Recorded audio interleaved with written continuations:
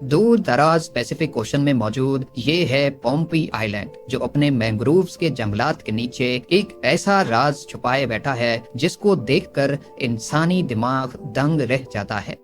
Pompey island کی تنہائی کا اندازہ لگایا جائے تو اس کے سب سے قریب پاپا نیو گینی ہے، اور وہ بھی یہاں سے 1900 کلومیٹر دور ہے، اور دوسرے نمبر پہ جاپان ہے جو کہ 3600 کلومیٹر دور۔ اوپر سے دیکھا جائے تو پومپی آئیلینڈ صرف جنگلات اور مینگروو سے بھرا ہوا ہے، لیکن حقیقت میں اس جنگل کے نیچے چھپا ہے روحوں اور آتماؤں کا شہر۔ جی ہاں، ایک ایسا شہر جہاں یہاں کے لوکلز جانے سے ڈرتے ہیں۔ ایسا مانا جاتا ہے کہ اگر کسی نے یہاں جانے کی کوشش کی یا اس شہر کے بارے میں بات کرنے کی بھی کوشش کی تو ان کی موت ہو سکتی ہے۔ پومپی آئیلینڈ کے ایسٹ میں فارسٹ کے نیچے چھپا ہوا ہے۔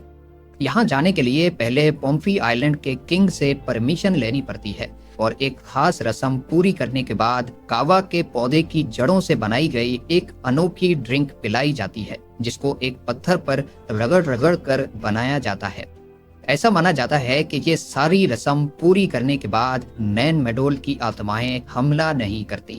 جنگل میں جانے کے بعد بھی نین میڈول کو پوری طرح سے نہیں دیکھا جا سکتا، کیونکہ مینگرووز اور ان کی جڑوں نے یہاں بنے اسٹرکچرز کو پوری طرح چھپایا ہوا ہے۔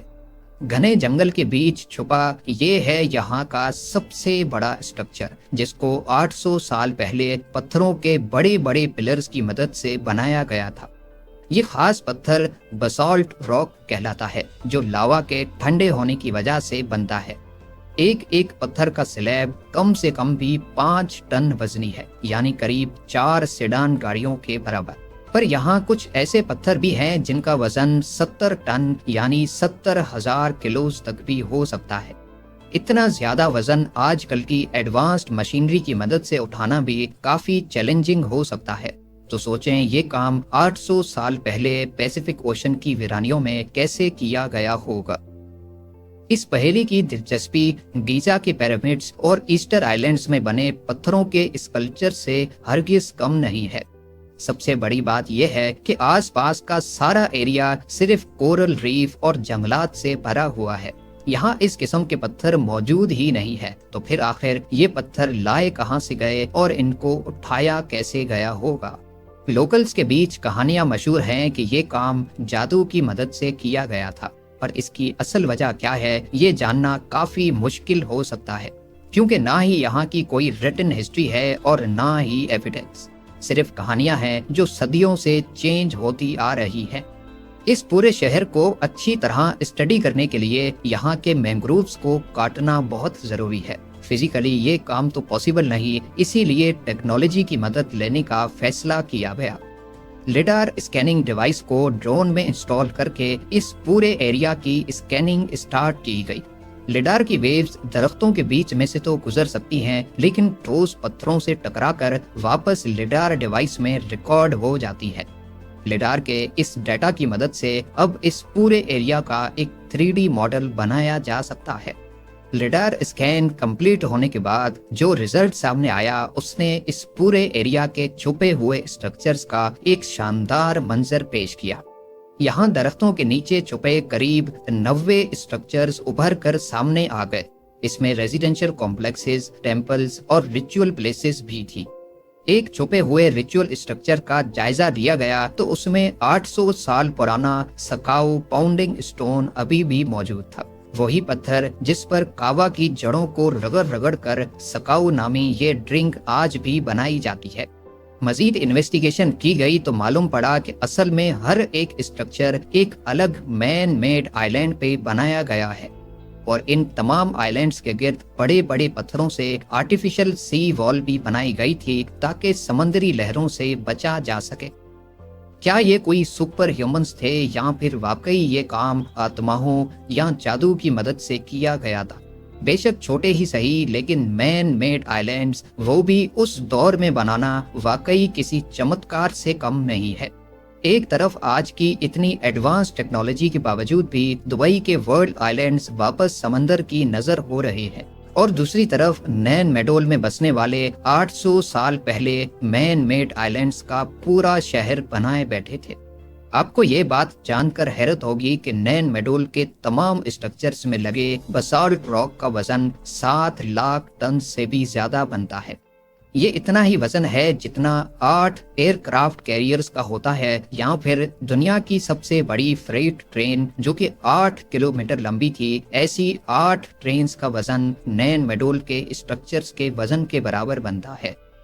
اب سوال یہ اٹھتا ہے کہ اتنی بڑی تعداد میں بسالٹ راک یہاں آیا کہاں سے؟ پومپی آئی لینڈ کی دوسری سائڈ پہ قریب 18 کلومیٹر دور بسالٹ راک کی ایک کوئری تلاش کی گئی، اور وہ بھی درختوں نے چھپائی ہوئی تھی۔ 150 فٹ اونچی کوئری پہ چڑھ کر دیکھا گیا تو وہاں حیرت انگیز طور پہ ابھی تک بسالٹ راک کے سلیبز موجود تھے، جو شاید کسی وجہ سے یہیں پڑے رہ گئے۔ ان سلیبز پر دھوئیں اور راکھ کے نشانات پائے گئے، جس سے یہ ظاہر ہوتا ہے کہ ان کے بیچ میں آگ لگا کر اوپر پانی ڈالا جاتا تھا، جس سے بسالٹ راک سلیبز کی صورت میں کوئری سے الگ ہو جاتے تھے۔ پیسیفک اوشن میں 800 سال پرانے مین میڈ آئی لینڈز کی پہلی کا کچھ حصہ تو سالو ہو چکا تھا۔ اب باری تھی یہ جاننے کی کہ ان پتھروں کو کوئری سے 18 کلومیٹر دور نین میڈول تک کیسے لے جایا جاتا تھا۔ جیسا کہ آپ نے پہلے جانا کہ ایک ایک پتھر 5 ٹن سے 70 ٹن تک وزنی ہے۔ اتنا زیادہ وزن پومپی آئی لینڈ کے بیچ سے لے جانا پاسبل نہیں ہے، کیونکہ اسٹون کوئری اور نین میڈول کے بیچ اونچے پہاڑوں نے راستہ روکے رکھا ہے۔ اس کا صرف ایک ہی طریقہ ہو سکتا ہے کہ یہاں سے کسی طرح ان پتھروں کو اوشن تک پہنچایا جاتا تھا، اور پھر آئی لینڈ کی دوسری سائڈ تک کسی بوٹ میں رکھ کر پورا گول گھوم کر نین میڈول تک پہنچایا جاتا تھا۔ اس تھیوری کو ثابت کرنے کے لیے نین میڈول کے ساتھ سی فلور کو سونار اسکیننگ سے سرچ کیا گیا۔ وہاں 300 فٹ کی گہرائی میں کچھ ایسے آبجیکٹس اسکین ہوئے جو شاید کسی بھی طرح سی فلور کا حصہ نہیں لگ رہے تھے۔ معلوم پڑا کہ کچھ بسالٹ راک کے پلرز اوشن کے فلور پر بھی موجود تھے، جو شاید ٹرانسپورٹ کے دوران سمندر میں گر گئے تھے۔ یہ پلرز اس بات کا ثبوت ہیں کہ نین میڈول تک اتنے بھاری پتھر سمندر کے ذریعے ہی لائے جاتے تھے۔ نین میڈول پر ریسرچ کے دوران ہر موڑ پر کچھ نیا دیکھنے کو مل رہا تھا۔ ریسرچرز کا خیال ہے کہ اگر یہاں رہنے والے اس دور میں بھی اتنے بھاری پتھروں کو سمندر کے راستے ٹرانسپورٹ کر سکتے تھے تو اس کا مطلب ہے کہ وہ دوسرے آئی لینڈز پر بھی گئے ہوں گے۔ پومپی آئی لینڈ سے 15 کلومیٹر دور اینٹ اٹول نامی آئی لینڈ کا جائزہ لیا گیا۔ وہاں پر بھی کئی مقامات پر بسالٹ راک کے پلرز اور ڈھیر سارے سکاؤ اسٹونز نظر آئے۔ یعنی یہ کوئی معمولی لوگ نہیں بلکہ بہت زیادہ اسکلڈ لوگ تھے، جو 800 سال پہلے بھی سمندری لہروں کا مقابلہ کر کے ہیوی کارگو ٹرانسپورٹ کر سکتے تھے۔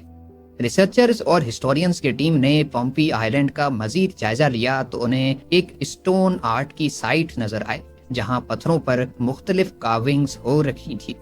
اب یہ کارونگز 800 نہیں بلکہ قریب 2000 سال پرانی ہے، جن میں ایک انوکھا سمبل بھی تراشا ہوا دکھائی دیا۔ حیرت کی بات یہ ہے کہ ایسا ہی سیم سمبل 3600 کلومیٹر دور آج کے نیو کیلیڈونیا میں بھی دیکھا جا چکا ہے۔ یعنی یہ سمبل جس کسی نے بھی بنایا تھا، ان کے لیے سمندری سفر بچوں کا کھیل تھا۔ اتنا بڑا سفر بغیر جی پی ایس اور ایڈوانسڈ اکوپمنٹ کے کرنا، اور کئی صدیوں پہلے مین میڈ آئی لینڈز اور اس کے اوپر اتنے بڑے اسٹرکچرز بنانا، یہ ظاہر کرتا ہے کہ یہاں اس دور کی رولنگ ایلیٹ رہتی تھی۔ پر ابھی تک یہ کسی کو بھی معلوم نہیں ہے کہ اتنا بڑا سسٹم چھوڑ کر یہ آخر چلے کہاں گئے۔ کیا یہاں کوئی نیچرل ڈیزاسٹر آیا تھا یا پھر ان کو سمندر نگل گیا؟